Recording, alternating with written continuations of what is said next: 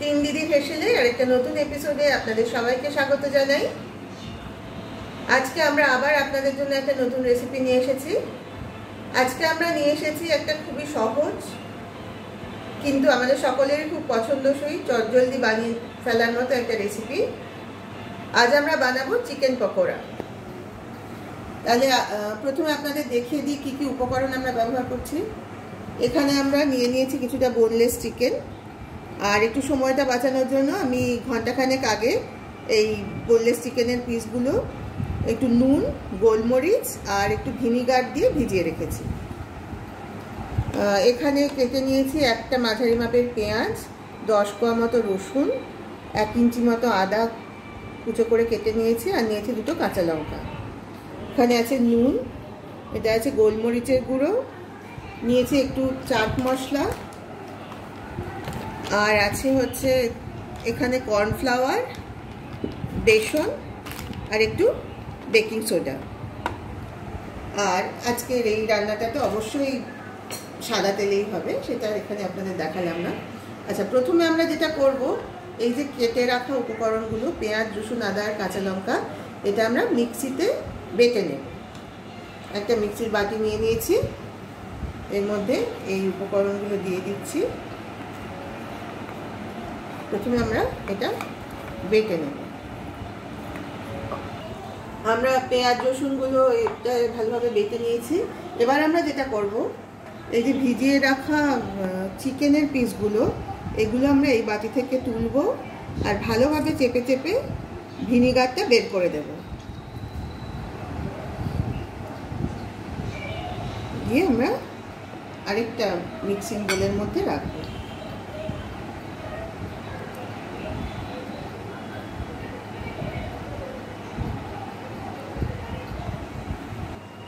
আমরা চিকেনের পিসগুলো ওই বাটি থেকে এই বাটির মধ্যে নিয়ে এসেছি, ভিনেগারটা ভালোভাবে চেপে চেপে বের করে দিয়েছি।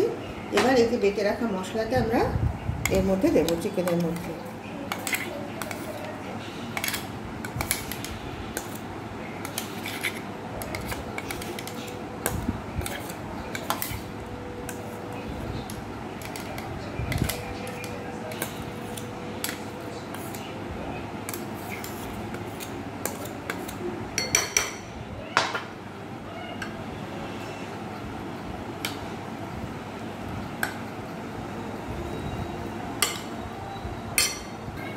এবার এই বাটির মধ্যে দেব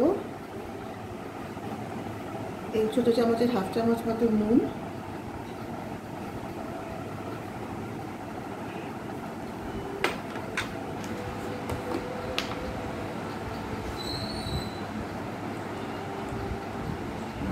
চামচ গোলমরিচ গুঁড়ো,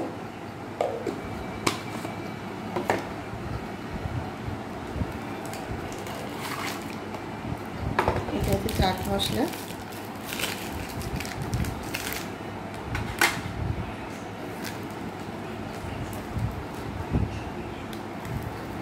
হাফ চামচ মতো চাট মশলা দিয়ে দিলাম।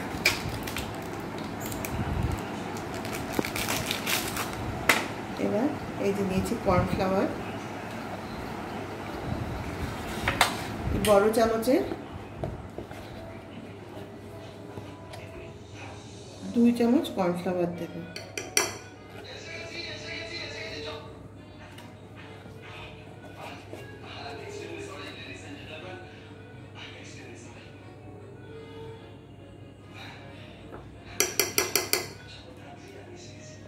এবার দেব বেসন।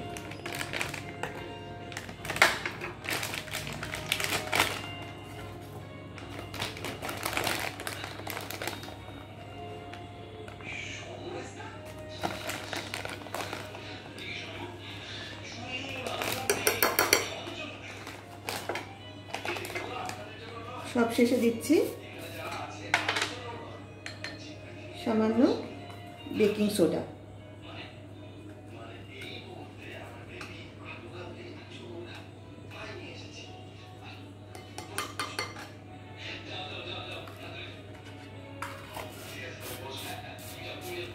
এবার এই সমস্ত উপকরণগুলো ভালোভাবে হাত দিয়ে মেখে নেব।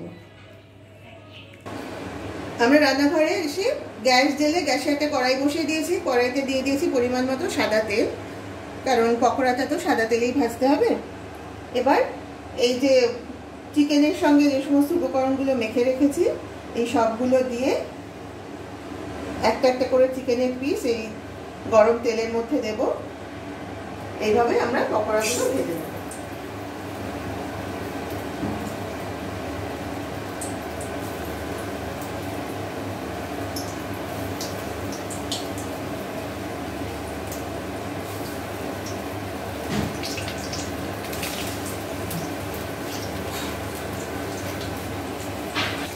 পকোড়ার একটা দিক ভাজা হয়ে গেলে আমরা পকোড়াগুলোকে উল্টে দিয়েছি যাতে অন্য দিকটাও ভালোভাবে ভাজা হয়।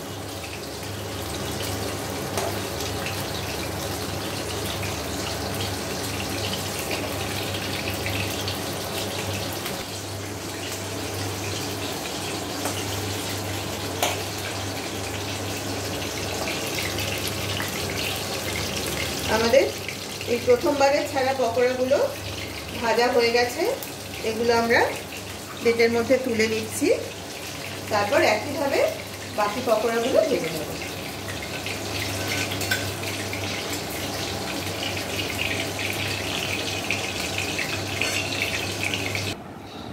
এই যে চলে এসেছে আমাদের গরমা গরম চিকেন পকোড়া।